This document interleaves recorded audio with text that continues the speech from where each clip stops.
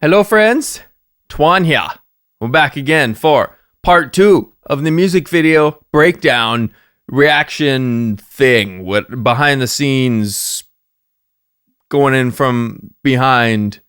I don't know what this is, what to call this, but today we're having a look at Survive, which is part 2 of the music video series we've got. So if you're tuning in as the video drops, the second single from the new album Convergence is out now. It's called Survive. Go check out the music video. Part 1 came out a couple weeks ago called I Awake. Go look at that one too. And I did a breakdown of the video for I Awake. Go look at that. And now that you've looked at all that stuff, let's get into this one. This is part 2, continuation, obviously, from part 1. I'm going to do the same thing where I'm just going to kind of go in, talk about stuff. Oh, okay. So first off, here we go. Number 1. The intro music, I composed. I felt so good about this. This is probably the best, composition that I have done to date. It's not the most intricate or insane compositional piece, but I think it I think it captures the tone and the mood of everything going on. So, yeah, there we go. Toot my own horn.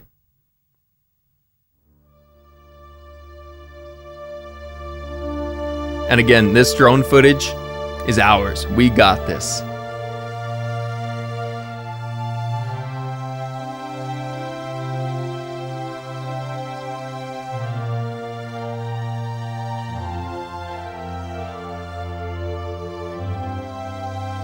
Previously on Sweet Clarity.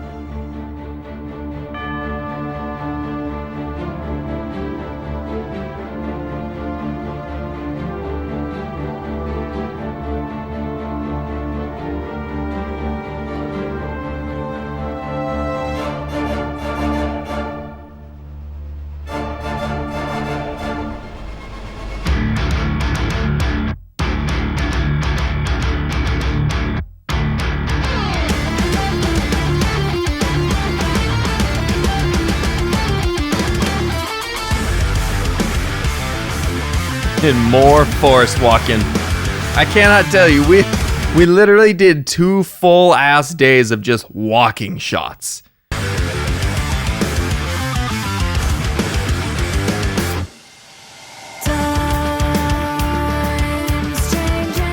Okay, that by the way is another drawing done by Mech Singer's sister of this thing. So this is. It's like a ruin, a remnant of about 100 years ago. In this part of Washington State, they were giant lime deposits around here, and so this was a big giant kiln for the limestone. And they would come in and they would drop this stuff in, and then they would throw it in a railroad and cart it out. It hasn't been used in many years, and so now this is just like. At the climax of a hiking trail now. And so when we were going to go find a cool entrance to the cave system that we're going to be filming in for the rest of this, we were just looking at caves or, something we could go film in. And we had the idea we should go to the lime kiln. If we go find the lime kiln, then we can get some cool shots of the outside. And so that's what we did. I don't know why, but every time we were around the lime kiln, I would slip into my Australian because for some reason, lime kiln just brought it out of me. So, and I've got like a vlog that I had done because this is like an hour and a half, 2-hour hike away. So Mick Singer and I and the 2 production guys, we're hiking out to this thing and we're in our full medieval garb. She's in her dress thing and I'm in my armor with my sword. And I'm vlogging this we're on our way to find a lime kiln so we can film ourselves fighting some goblins and some demons. So we're back. All right, I got a channel. We're back at the lime kiln again. If you remember, way back in the 1800s, old settlers used to come out here and they used to smelt some lime and they used to turn it into limestone, and they did that for 50 years. You see, they'd cart everything in here on big trains. Then they would take the lime and they'd put the lime up in the top and they'd get limestone out the bottom over there. But anyway, lime kiln.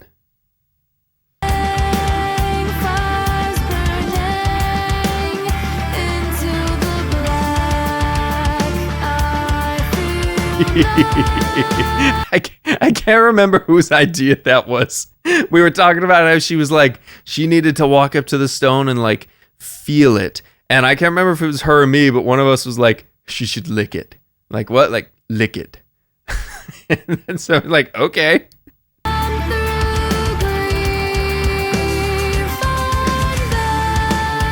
Okay, so now we are in the tunnels of, I'm actually not allowed at the moment to say where we are. Let's just say we're in a lot of abandoned buildings. And these buildings are quite interesting because they're basically built in such a way that they're big giant concrete like rectangular rooms, and then there's smaller rooms kind of built into them. And so there's like these little like spaces between the bigger outside structure and then the walls of the inside like rooms. And so we were doing a lot of this filming kind of in these like narrow corners because it looks scary as shit. Like you can kind of see on here, it looks creepy and it's really, really claustrophobic. And this is not like a trick. Like we're all in these tight quarters together. Kind of trying to simulate walking through a big cave system. It's really, really cool though.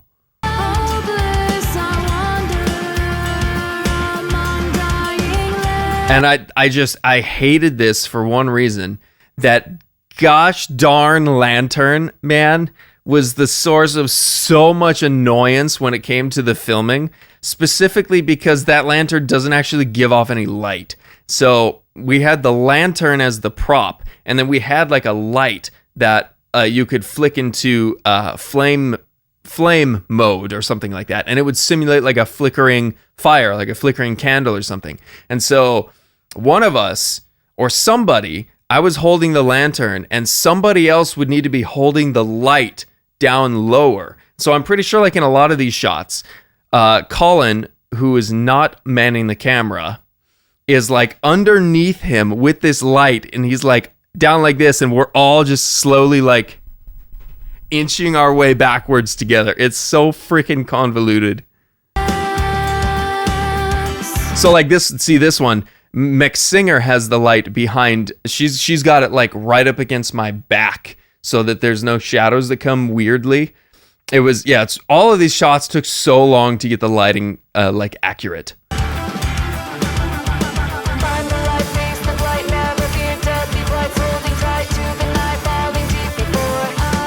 And all that stuff, by the way, like those handprints, those were there. We did not put that there. This is a creepy ass place.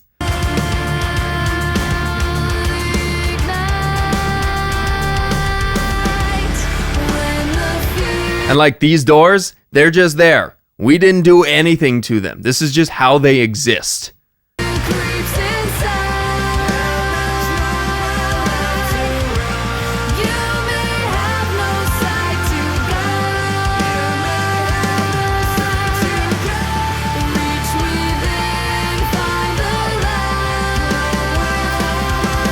That is so, I just have to say how freaking cool that shot is. That is so dope. We'll get into who this man is later.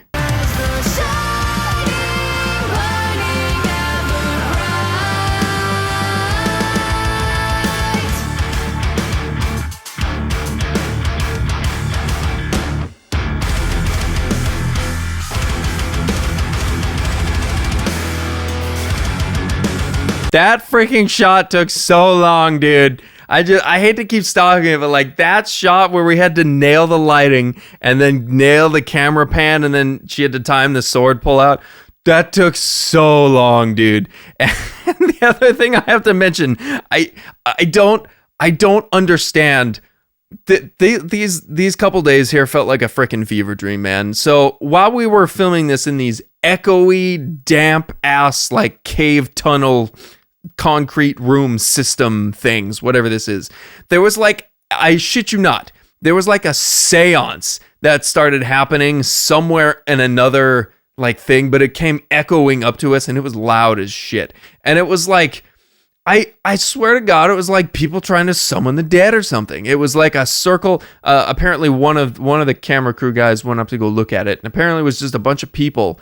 They were like sitting in a circle. They had like didgeridoos and drums and stuff, and they were like playing this really weird, like evil didgeridoo, if that makes any sense. It was very interesting, quite unsettling, I will say.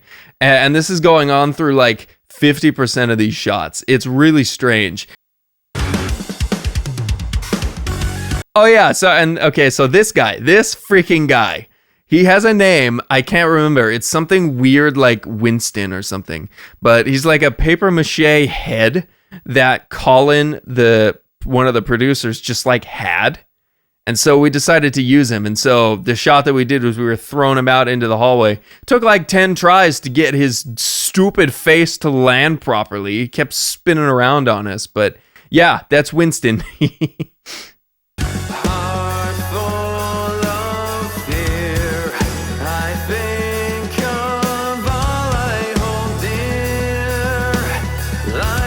Okay, so here's your introduction to the penises. This was my greatest idea of all time, okay?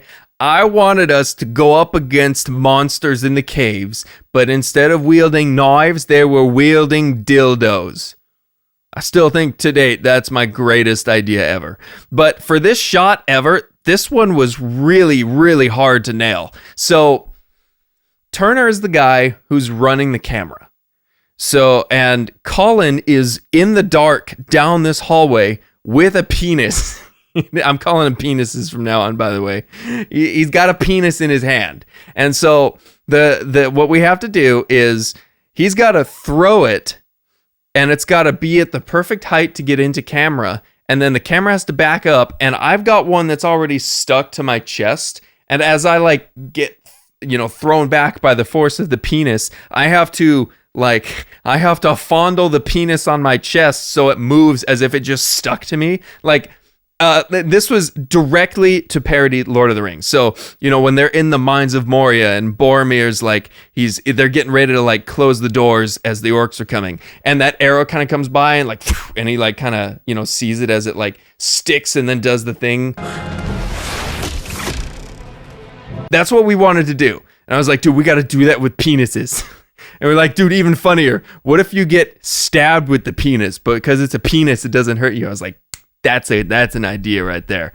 So as I get like thrown back into the wall, I'm like making sure to fondle the penis hard enough that it moves, but not hard enough that it unsuctions from my armor.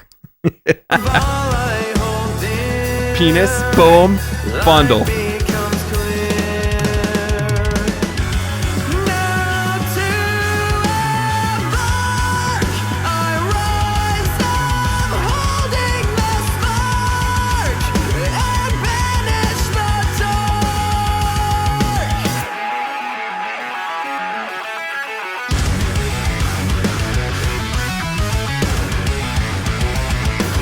There.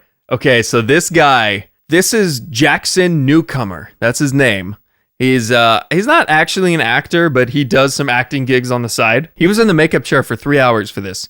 We hired a full makeup artist, and she had an assistant, Carolyn and Kathleen, and they like put this man in the chair and did like the full-on movie like effects style makeup on this guy. So like those are prosthetic ears. He's got a bald cap on, and they put the hair strands on like one at a time. It's legit. And then we've got 2 goblins back here. Those are just masks. But they also endured a lot for us. So I appreciate these guys very much. But just, you gotta, there's so much art in this particular screenshot. So you got You got Jackson, who we ended up calling this man Grout. I don't know why, but he's Grout, the Goblin King, wielding a penis. There's another penis out here, and then there's another goblin wielding a penis with some poop on it, and you can infer what that means. I think that was actually like mud or dirt from a previous scene. I think the one when I threw one of them away, it like landed in some mud. But I was like, dude, that's poop. Like that. Oh my gosh, it's so funny. I love this shot. It's in the thumbnail. That's how much I love it.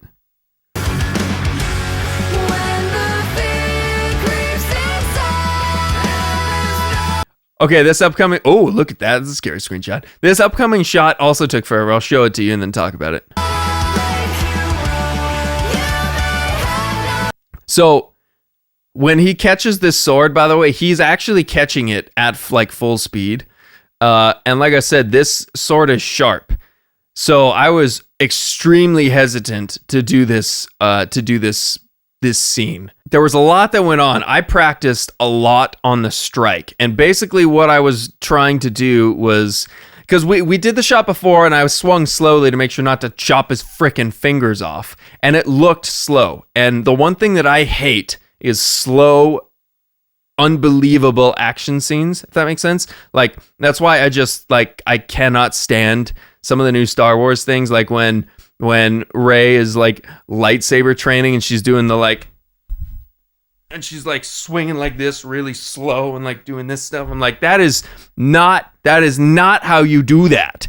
And so I had done this original swing and it was like really slow. And I was like, dude, if you're trying to kill a goblin, you're swinging with all you've got. And so I was experimenting with like being able to swing really, really fast and really hard and make it look good. But I was actually smacking the edge of the pommel into this wall. Like you can see all the, like how it's kind of clear right here. That's for me just like practicing smacking into it. And I was trying to normalize where the sword would end up so that when Grout would come to grab the sword, it was stopped or it was on its way to stopping. So we didn't have to actually catch a sword that was moving. He would catch one that was like, stop. And we timed it that he could go like in really slow motion. It would be like the swing and then it would stop and then he'd catch it. So it didn't look like it was doing that. And he's got like 3 pairs of these leather gloves on too. Like we took as many precautions as we could, but I was not going to let the man lose a finger for this. That was for sure. Looking back, like the only reason that the sword is sharp is because we had some sword props lined up and then the person who was going to supply them to us bailed. So we had nothing the day before the shoot. And so Mick Singer basically found some guy on Craigslist that was selling a set of swords. They just happened to be sharp. We were like, okay, we just got to deal with this. And so we dealt. Like I said, we were very, very safe. And, I don't want to say we're trained professionals, but I like to think I'm athletically competent enough. And so was he that, we were able to leverage that into doing things safely. So that was a really, really difficult scene to do, but that was really fun.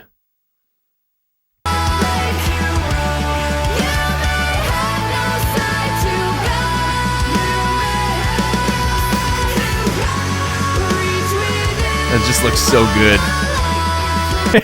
and then I had this idea like, okay, while he's like bearing down on me, I want him to like, the idea I had originally, we couldn't quite get the angle to do it and we were running out of time, but I really wanted like a shot of me, just me, and like the penis was like coming in and I was like, and then it would like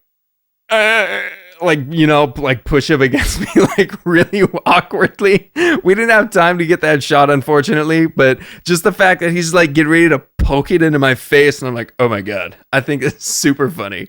And then she lunges for the kill.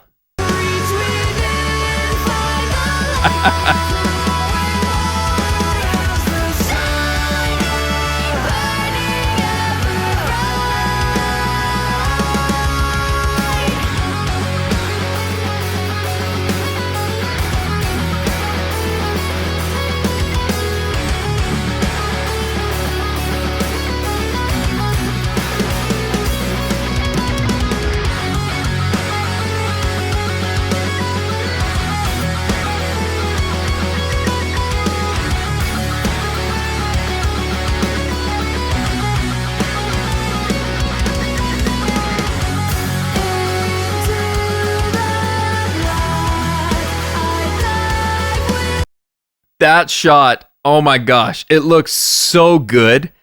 But that was the bane of our existence, man. That shot took forever to nail.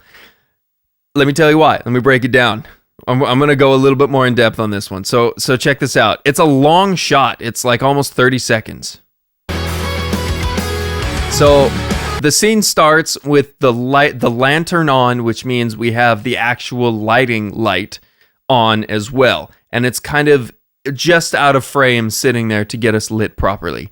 So the first thing we had to do to get it timed is I needed to blow the lantern out.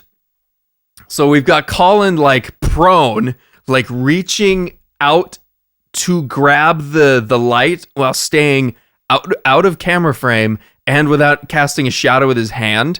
And they're counting. So like I'll show you. So I get down and then he starts to count. He goes, okay, lights on in 3, 2, 1. And then I need to blow out the lantern, which means there's a switch on the lantern at the bottom. It's obviously not a real lantern, so I have to turn the switch to do it. So I have to hide that I'm turning the switch by blowing it out, and we have to time it at the same time that Colin reaches over and turns the light off. So it's like 3, 2, 1, go!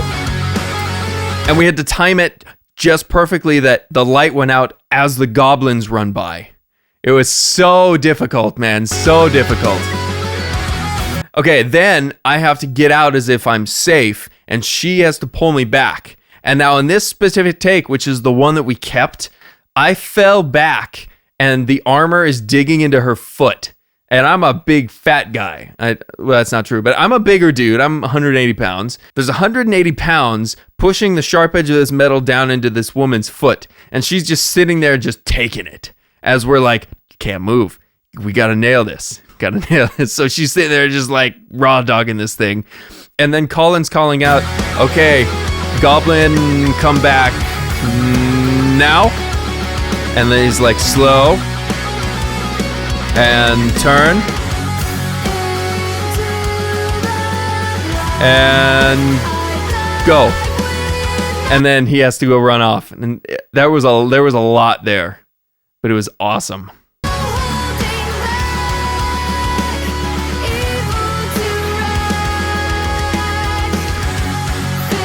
Okay, now these guys look so cool. Yeah, it gets me freaking stoked to see this. All right, so this is also Jackson again. So this is now another day of shooting. He did the same thing. We got up super early in the morning. He was in the makeup chair for like 3-4 hours. Different makeup, different everything. This man, by the way, like I said, it is cold as heck outside. It's like in the 40 degrees Fahrenheit, and this is concrete stone floor. It is cold. So the man is going through it right now. Let's just say he committed to the bit 100%. But there's the Twinkie. Also, he's a tall guy. He's a tall, skinny man, and we use that here.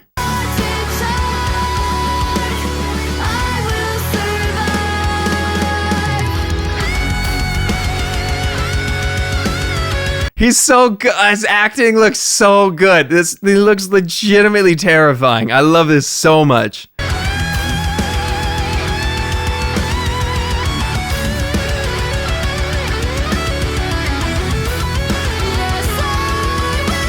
So that take right there, that one was another hard one because I needed to dive for it, make it look convincing. And then he needed to grab me and throw me. And so I needed to like find a secret way to like, I dove forward on this concrete and this metal and stuff. It dug, I was bleeding all over the place from this armor, which is totally fine. But so I had to like dive forward, grab the Twinkie, remember to drop it as I threw myself as if I was grabbed without making it look like I was throwing myself. It was really hard, but again, I love it. It was so much fun.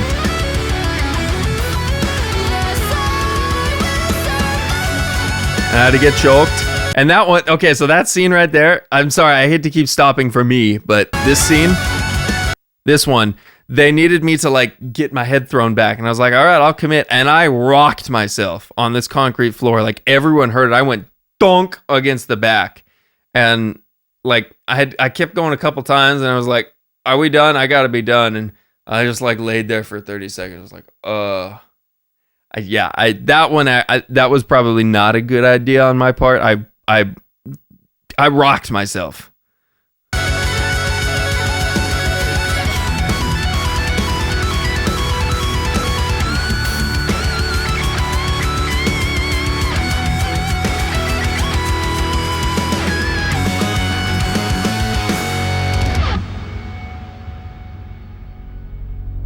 In the blood.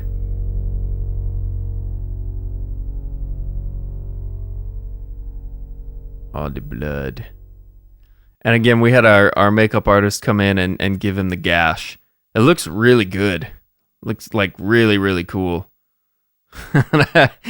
So I believe we called this guy the baby man, because obviously we couldn't call him Gollum, even though he's just straight up Gollum. But it's fine. It's a loving tribute. Then another composition by me. So when we finished this, when we finished it, we were like, okay, we need some like outro music. And originally I had this big epic orchestra that I had put over it, like bigger than the beginning. And as it was going, I was like, I don't know if this works anymore. So I ended up basically paring everything back, and I just played piano over this and like came up with these really interesting chords at the beginning because I was trying to figure out like how could you simulate like a morning sunrise? Like what would you play on piano that makes you think of a morning sunrise? And so I ended up coming up with these chords.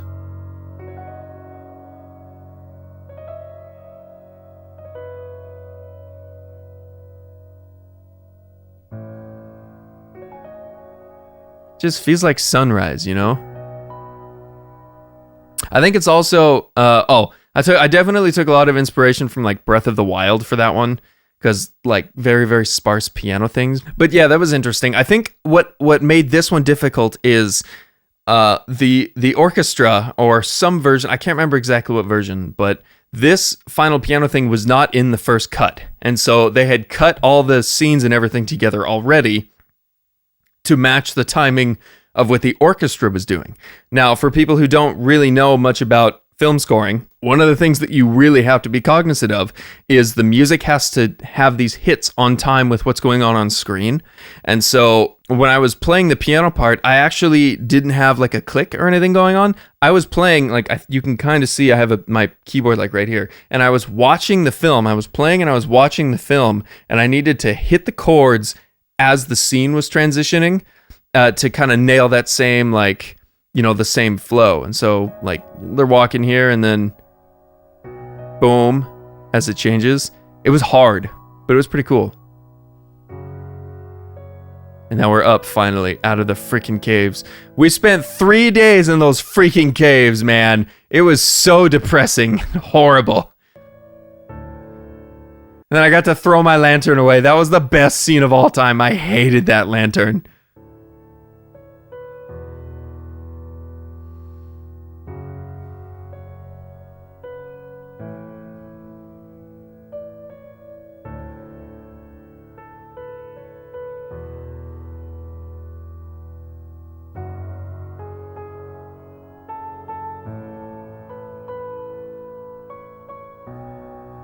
All right, another story. So we had finished the cave filming, and we knew we had like 2 shots that we needed to do outside, and we really wanted to nail the sunset.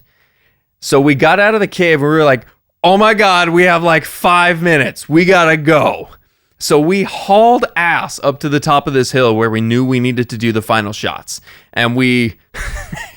You know that big long scene where we're eating the Twinkie is all one? We nailed that in 1 take because we knew, like, we got to get this done to get this shot right here. The sun is going to go down in 2 minutes, and we need the sun, we need the lighting from the sun on our face for this shot, so we can't do it out of order, and we got to get that sunset. So And like we didn't have that many Twinkies left. We destroyed a lot of them during the filming with the baby man because like Twinkies are very fragile things and they're very spongy things and they tend to pick up dirt very quickly. So when you're using them in a lot of scenes and they're rolling around, they break open, they get dirty and unrecognizable. So out of our box of like 12, we had like 2 left. We're like, okay, we've got to commit to this thing and we got to get this done. And we got kudos actually from the camera crew because they were like, oh, you guys are actually pretty good actors. I don't really think so, but I mean, I also don't like anything that I do. But yeah, so that big long take, we were like, we got to get this in one take. There was like desperation behind it because we needed to get that done. And it's a long take.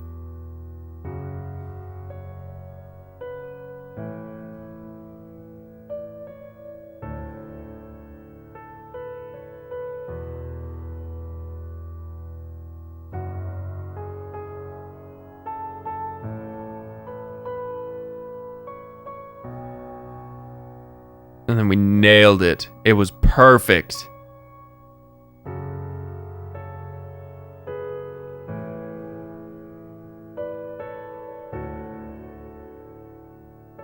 Yeah, this guy. This man went through the ringer for us, and I appreciate him very, very much. So did these guys. You guys know Trey from he's been in a bunch of Sweet Clarity music videos actually, and then Brianna she's just been a fan and a friend of the band for many years, and she also answered the call for being an actor, and so yeah, it was amazing. These are the makeup artists, Carolyn Lovely and Kathleen Rush. We shared a house. I got us an Airbnb close to the filming locations for this, and they were up. Oh no, the camera died. Hang on. Sorry, hang on. Apologies. That's what happens when you film everything on your own. You don't get to see what's going on. So anyway, so we had this Airbnb close to the filming location, and Carolyn, Kathleen, and Jackson were up at, I want to say 4 a.m. for the next 2 days doing makeup for this guy, and yeah, it was worth it. They made it look amazing. I see, like, the reason I wanted to do this was I really wanted to point out like how much work people put into this, because it was a lot from everybody. It was a lot of work, and I thought that these videos deserved more than just the video. Like, they needed something to give some more context to what was going on, because there was a lot. So yeah, let's finish this up.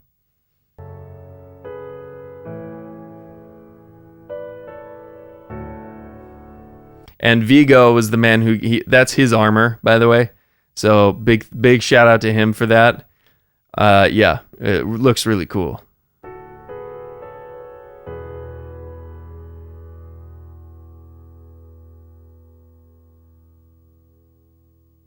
And I thought it felt kind of fitting too to have that piano thing in there, because to me it feels like this is the last thing I'm gonna write for this album cycle, and it kind of has this finality to it that I really like, and I think it fits thematically. Yeah, that's it, man. A lot going on. Like I said, this was a massive labor, but it was a labor of love, and it was really fun to do. And we all learned a lot about the process.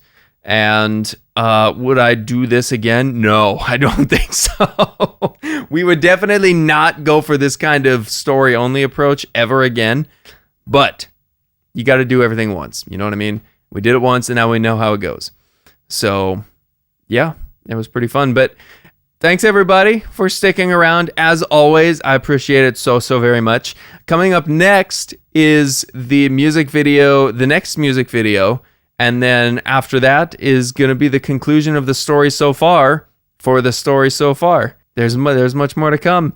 So again, thank you, everybody, for the support on this record. This has been a massive, monumental undertaking. Not just these videos, but the album and everything behind it. Everything took so much longer than we originally wanted to, and that's just because we really shot for the moon with all this stuff, and with a lot of it we just didn't quite know what we were getting into. So things like this video originally was slated to be just like a 5-day thing, like 5 days of good shooting, and it ended up turning into like 10.